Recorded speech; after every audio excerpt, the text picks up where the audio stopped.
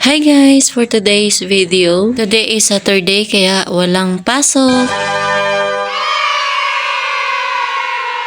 Pero dahil ina nga tayo, wala tayong karapatan na magtanghali ng gising. Kailangan pa rin gumising ng maaga para magluto ng pagkain. Sa katunayan, ito na nga, naglalagay na ako ng bigas sa kaldero para makapagsaing na ako. Pagkatapos ko nga magtakal, dinala ko na nga ito sa lababo at para mahugasan ko na. 2 hugas lang ang gagawin ko dito. Pagkatapos kong mahugasan, isinalang ko na rin ito para maumpisahan na ang pagluluto. Nang maisalang ko na, mag-aantay na lang ako hanggang sa siya ay maluto. Habang ako'y nag-aantay na maluto ang aking sinaing, kumuha naman ako ng itlog. Isa ito sa aming ulamin ngayong almusal. Dahil scrambled ko lang ito, kumuha na rin ako ng mangkok, tinidor para paghaluan ko. Inumpisan ko na rin dito ang pagtanggal sa shell. Kung napapansin nyo, habang ako'y nagtatanggal ng shell, may makulit na dumating. At gusto niya siya na ang magmix ng itlog. Hinayaan ko na lang para matuto din siya. Kumuha na nga din pala ako dito ng pampalasa. Ilagyan ko na rin ito. Pagkatapos ko maglagay ng pampalasa, minix ko na rin ito. Habang ako'y naghahalo, kung mapapansin nyo, may kamay na lumitaw dyan at gustong gusto siya daw maghalo.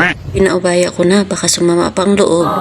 Nakapagsalang na nga din pala ang unikaiha ko dito ng kawali. Pinuksan ko na ang tangke para makapag-umpisa sa pagluluto. At syempre, hindi mawawala ang mantika. Naglagay na rin ako ng kaunti dito sa kawali at hayaang mang-init ka.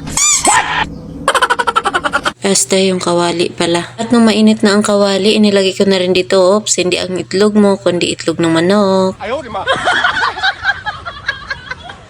At hinayaan ko nga lang ito hanggang sa masunog.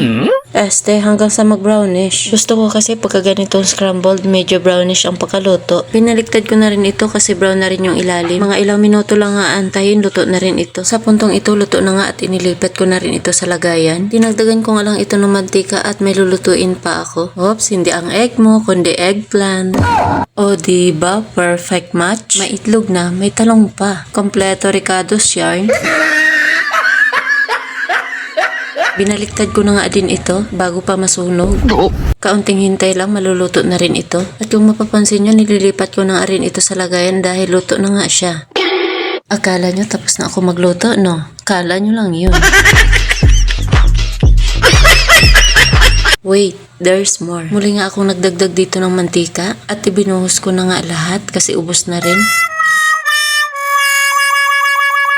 Pagkatapos ko mailagay ang mantika at nilagay ko na rin dito ang tuyo. Ito talaga ang nagpapasarap sa hapagkainan. Mga ilang minuto nga lang ang lumipas, luto na rin siya. Pagkatapos ko mailipat sa lagayan, gumawa naman ako ng sausawan para dito sa tuyo. Ulang ang sausawan niya, nagdikdiktong ako dito ng bawang at nilagyan ko ng suka. Tapos ang usapan, kumuha na nga din pala ako dito ng plato at magsasandok na rin ako ng kanin. Kung mapapansin nyo, may kanin na yung plato ko, leftover kasi namin yan kagabi. Dadagdagan ko lang unti para busog at nilagyan ko na nga din ang plato ng aking unikaiha. Medyo nagugutom na rin kaya ano pa inaantay? Tara, kainan na!